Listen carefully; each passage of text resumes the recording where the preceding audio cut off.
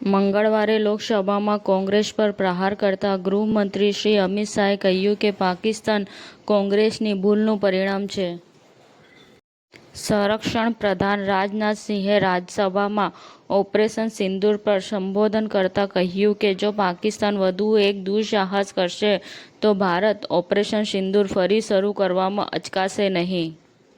પરિણીતા બોર ઠાકુર ઝી ટીવીના વસુધામાં એક જોરદાર અને ભવ્ય શરૂઆત ચંદ્રિકા સિંહ ચૌહાણ તરીકે જોડાઈ.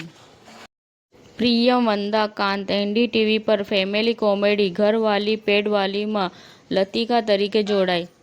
અમદાવાદ, વડોદરા, સુરત અને રાજકોટમાં સ્પુરિયસ દવા વેચતા ઇસમોના ઘરે મેડિકલ એજન્સીઓ પર પડાયા દરોડા.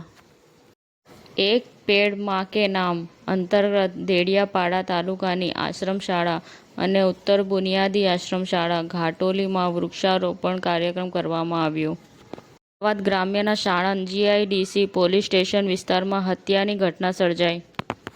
સાબરકાંઠા જિલ્લાના ખેડબ્રહ્મા તાલુકાના વાઘેલા દેરોલ ઉત્પાદન સહકાર મંડળી કમિટીની ચૂંટણી રવિવારે યોજાઈ હતી.